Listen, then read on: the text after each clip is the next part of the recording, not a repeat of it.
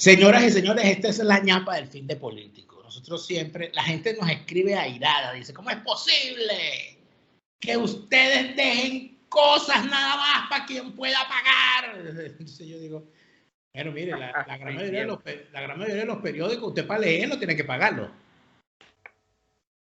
Y eso no quiere decir que usted no pueda pasar frente al kiosco y ver los titulares.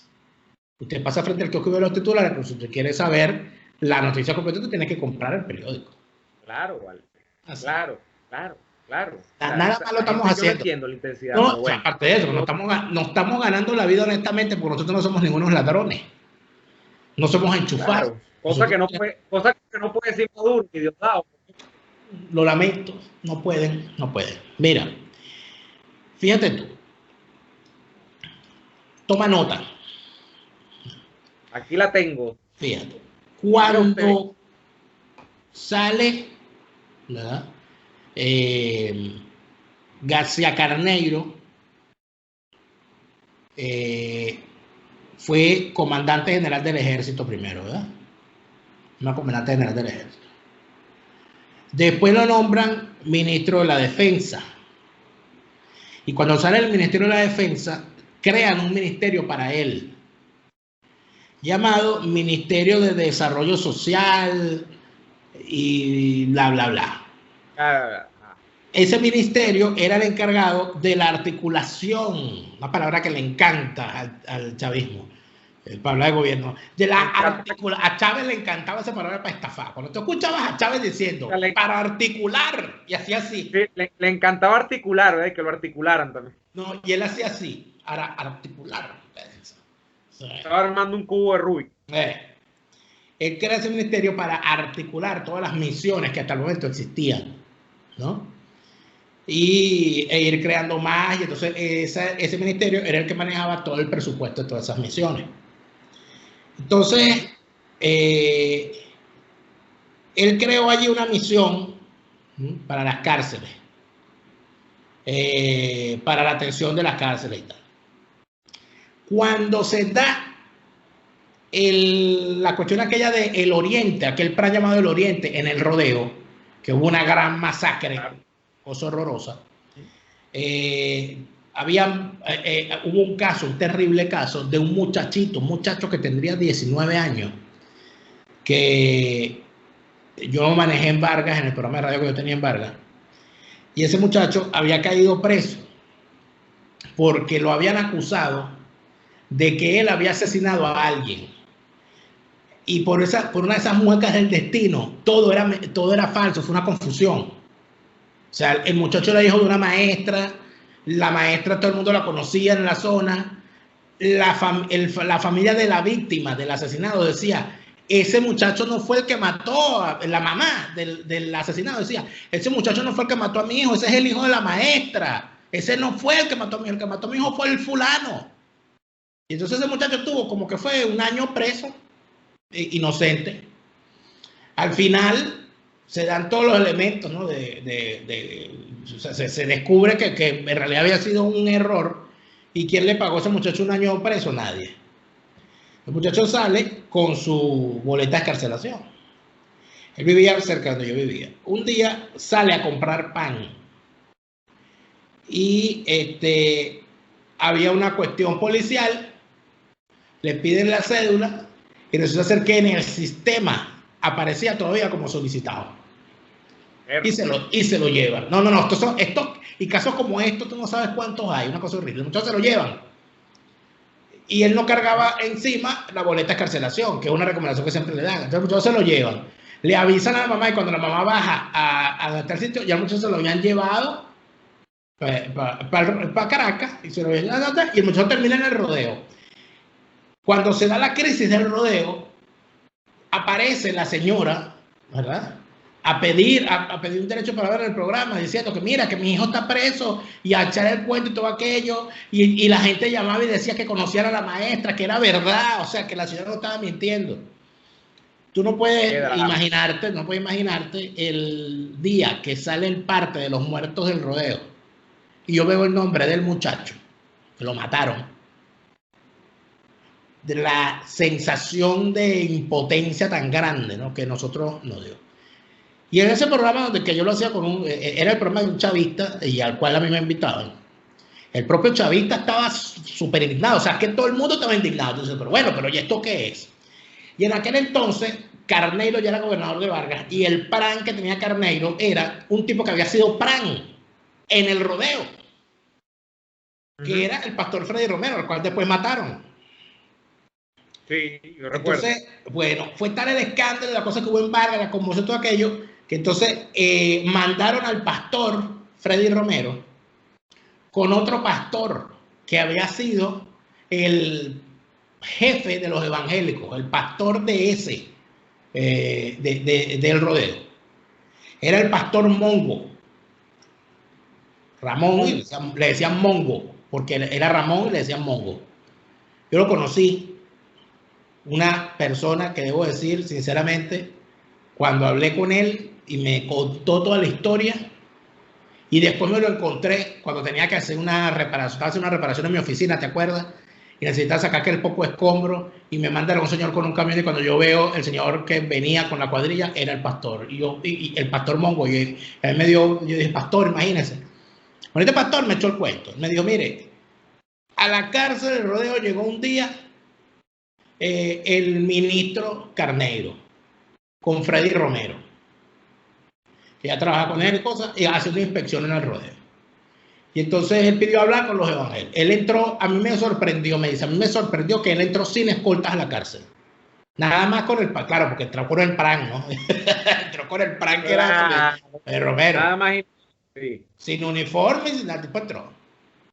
Y que hizo una revisión de la cosa, y que lo que más le llamó la atención a Carneiro cuando entró a la cárcel era el olor a mierda que había en la cárcel.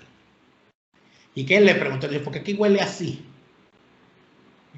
Y dice, bueno, porque aquí no hay agua. Y entonces, bueno, ¿cómo que no hay agua? Entonces, ¿cómo? Bueno, no, aquí la gente caga en periódico, entonces lo guindan. Entonces se veía un poco de bolsas guindadas, los paracaídas, con la mierda de la gente.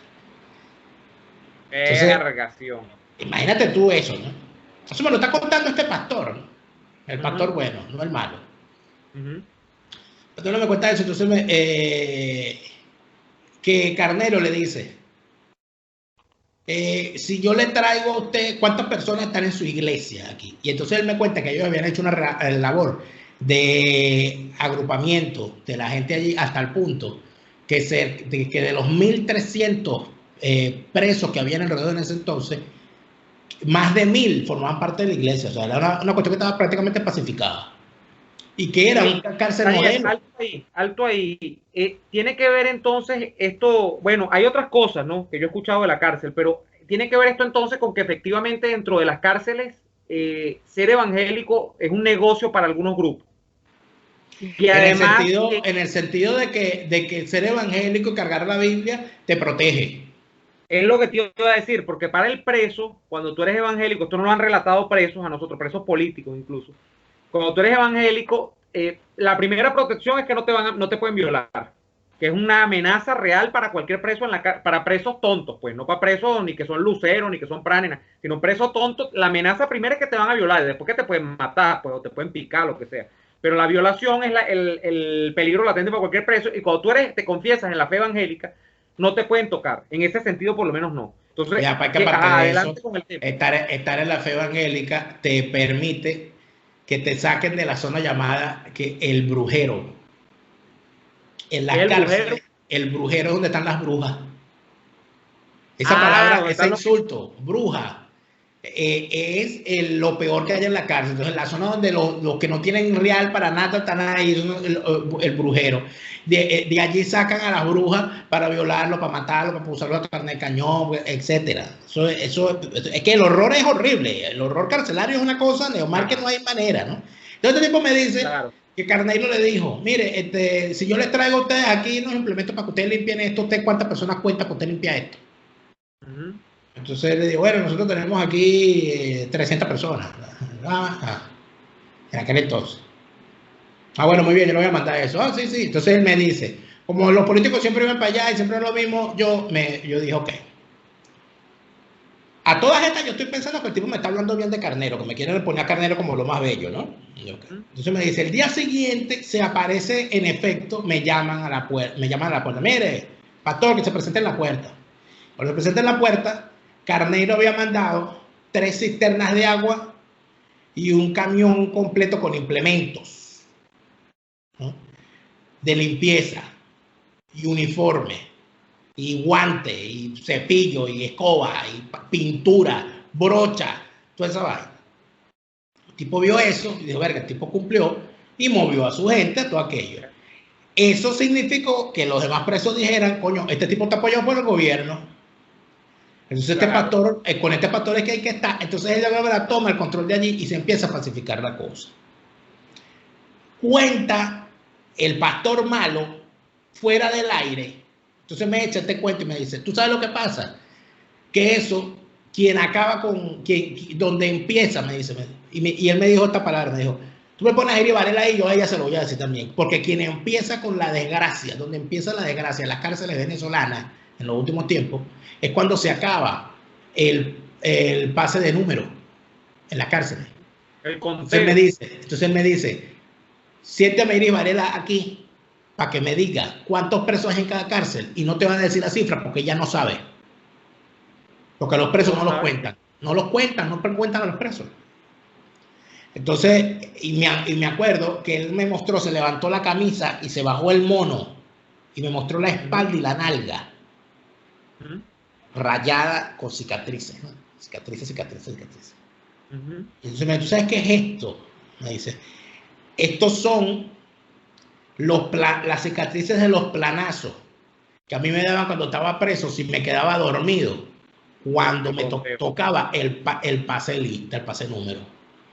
Porque tú tenías que estar en el patio para pasar número a las 5 de la mañana, y si no estaba, te tocaban 10 peinillazos por ese culo.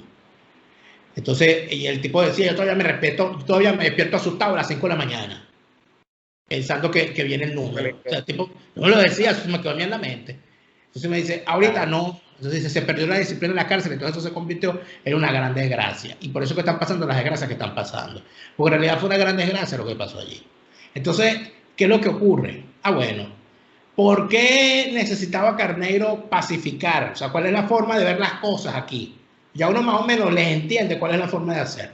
¿Cuál es la metodología de Carneiro? La metodología de Carneiro es la metodología del capo mafioso italiano. De ver quiénes son aquí, qué es lo que quiere este, qué es lo que quiere aquel. Ok. Mira, siéntate aquí, toma tu vaina, pero que me quede aquí. Dele a aquel su vaina. Ajá. Pero que haya paz. Concilia intereses, sí. Exacto. Que haya paz. Nada de estarse matando. No. Y a la hora de una vaina, aquí mando yo. Y el que los va a matar todos soy yo. Exacto. Como de hecho parece que lo ha hecho, dicen por allí, ¿no? Entonces, eso en las cárceles, en efecto, cuando Carneiro tímidamente empieza a hacer esa cosa, lo que estaba haciendo era eso. Bueno, que hay un negocio. Para que este negocio funcione, hay que tener de nuestro lado a los evangélicos. Las cárceles tienen que estar tranquilas para que la gente no voltee para las cárceles. Que la gente no diga en esa cárcel, que no hagan ruido las cárceles, para poder hacer los negocios tranquilos. Eso es la metodología del narcotráfico. El narcotráfico normalmente, ¿qué hacía Pablo Escobar? ¿Cuál fue el gran error de Pablo Escobar? Sí, y los que han visto la serie Narcos y todas estas cosas se dan cuenta de cómo los demás narcos decían, oye, Pablo no está echando a perder el negocio porque está haciendo mucho ruido. Sí. Esta matadera de gente no está funcionando. Entonces, esa es la metodología del consejo. Entonces, ahí tienes a 3 personajes. Ahí tienes a Jorge Luis García Carneiro, Tarek El Aizami, que fue el que quitó el pase de lista, pase de número. Tarek fue el primer cargo, acuérdate tú, importante, el primer cargo de Tarek El Aizami fue viceministro de, creo que era Seguridad Ciudadana, que era como viceministro de Interior y Justicia. Le pusieron, era el viceministro de Interior y Justicia. Después lo nombraron ministro de Interior y Justicia y de ahí para adelante. Y ahí para adelante lo que ha hecho es, bueno, todo lo que ha hecho. Tarek El Aizami y ahora esta mujer, Iri Varela. Ahora, ¿qué te digo yo? Fíjate la categoría de esos 3 personajes. Yo estoy completamente seguro que Jorge Luis García Carreño, Tarek El Aizami e Iris Varela no van a salir bien de estos procesos. Porque se han involucrado con cosas demasiado oscuras. Demasiado oscuras.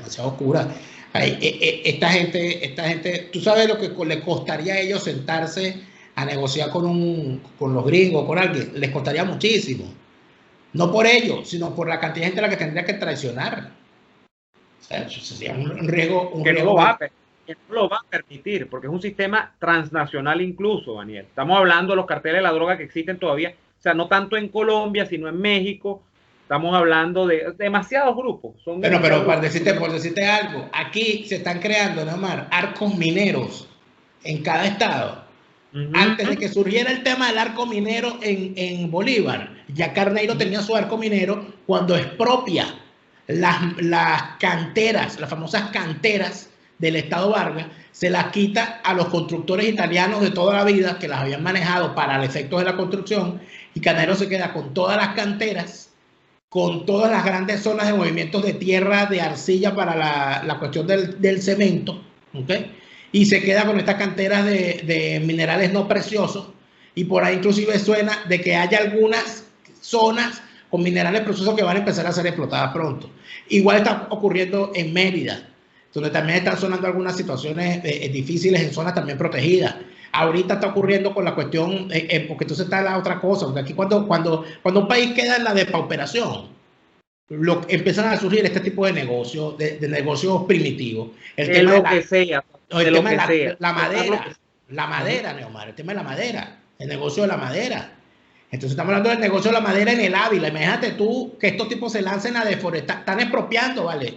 Sitios en Galipán con la excusa de que Carneiro va a poner a funcionar el teleférico. Pero bueno, si cuando Pérez Jiménez hizo el teleférico no expropió ni un terreno, ¿cómo van a expropiar un terreno ahorita? Y en Galipán. Entonces ya todo el mundo sabe que las cosas se están moviendo. Pero bueno, se acabó esta ñapa, pana. Se acabó la ñapa. Bueno, nada. Gracias por invitarme a la ñapa y nos vemos. Esta es la ñapa del fin de político número 7.